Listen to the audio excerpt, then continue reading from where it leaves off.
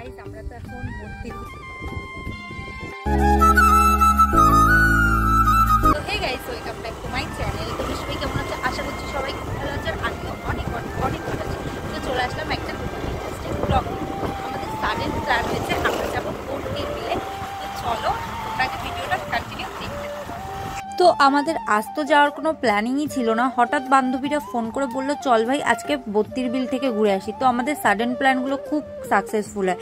তো আমরা সবাই সেরকম রেডি হয়ে বেরিয়ে পড়লাম। আর বত্তির বিল যাওয়ার রাস্তাটা খুব সুন্দর ছিল, মানে দারুণ ছিল। আর যেতে যেতে আমরা একটা গাছ পাকা আম পেয়েছিলাম, আর আমটা সত্যি খুব টেস্টি ছিল। আর কথা বলতে বলতে আমরা পৌঁছে গেছি, চলে এসেছি। আর দেখতেই পাচ্ছ যে জায়গাটা কত সুন্দর, আর পিছনে এই রাস্তাটা না পুরো লাল মাটির। আমার তো ভীষণ ভালো লাগছে, তো তোমরাও জায়গাটা উপভোগ করো। সত্যি জায়গাটা এত সুন্দর ছিল না, পুরো গ্রাম্য পরিবেশ। সত্যি বলতে শহরের কাছে এই গ্রামের সৌন্দর্য কিছুই না। রাস্তার অবস্থা ভীষণ খারাপ হয়ে গেছে। হেঁটে উপভোগ করতে চাইলে ভীষণ ভালো, কিন্তু গাড়ি নিয়ে যদি তোমরা এখান থেকে যেতে চাও তো ভীষণ অসুবিধা হচ্ছে। আমার তো পার্সোনালি ভীষণ অসুবিধা হচ্ছে। যদি মন খারাপ হয় বা কিছু, আমি তো তোমাদের পার্সোনালি বলবো তোমরা এই জায়গাটা একবার হলেও আসো। মানে জায়গাটা এত সুন্দর, যদি কারণ মন খারাপও থাকে তো ভালো হয়ে যাবে। আমার তো ভীষণ ভালো লাগছে, তো তোমাদেরও আশা করি ভালো লাগবে। তো তোমরা কি এই ধাবাটা চিনতে পারছো? হয়তো চিনতে পারবে অনেকেই, কারণ এটা ইউটিউবার সন্দীপ ডায়েরিজের ধাবা। তো আমরা ডায়েরিজের ধাবাতে যাইনি, কারণ সন্দীপ ছিল না। সন্দীপ যদি থাকতো তাহলে অবশ্যই আমরা সব বান্ধবীরা যেতাম। আর এই যে এটা সেই ফেমাস ব্রিজ। এই ব্রিজটা না আমি অনেক ব্লগারদের ভিডিওতেই দেখেছি, বাট আমার লাক এত খারাপ, আমি যেদিন গেছি আমি একটাও ব্লগারকে দেখতে পাইনি। তারপরে আমরা সবাই গাড়ি রেখে হেঁটে হেঁটে উপভোগ করতে চেয়েছিলাম এই পরিবেশটাকে। তো আমরা ভেতরে হাঁটতে হাঁটতে অনেকটা দূর চলে গেছিলাম। তো এখানে আমি কি একটা বলছিলাম আমার নিজেরই মনে পড়ছে না, হয়তো এই চারপাশের পরিবেশ সম্পর্কেই কিছু বলছিলাম। তো তারপর আমরা এখানে সবাই মিলে একটু চা খেয়ে নিলাম, কিন্তু সত্যি বলতে চাটা এত বাজে ছিল, এরকম চা আমি মনে হয় জীবনেও খাইনি। তো তারপরে এই গাছগুলো দেখে কি তোমরা চিনতে পারছো কি গাছ? কি কাটা গাছ। আর বন্ধু বান্ধবদের সাথে গেছি, এই জিনিসগুলো হবে না, এটা তো হতেই পারে না।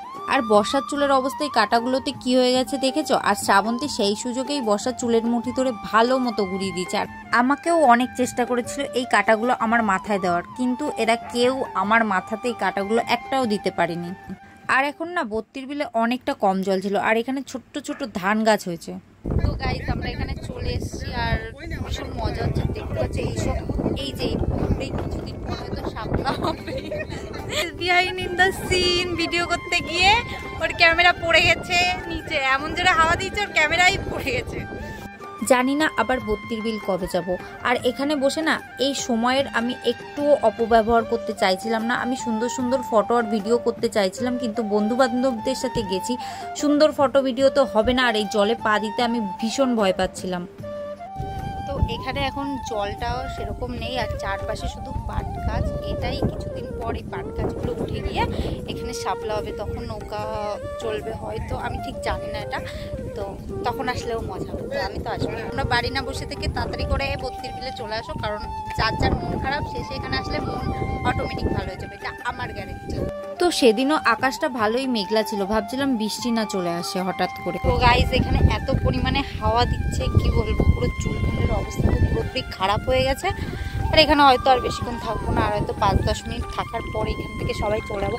কিন্তু বিশ্বাস করো একদম যাওয়ার ইচ্ছা হচ্ছে না, মনে হচ্ছিল এখানেই থাকি, কিন্তু কি করবো, যেতে তো হবেই। সন্ধ্যাও হয়ে আসছে, সন্ধ্যা হওয়ার আগেই যেতে পারে, কারণ এখানে রাস্তাঘাট ভীষণ খারাপ, পুরো কাদা কাদা হয়ে গেছে রাস্তাঘাট। গাইস আমাদের তো এখন বত্তির বিল ঘোরা হয়ে গেছে, এখন বাড়ির দিকে যাচ্ছি।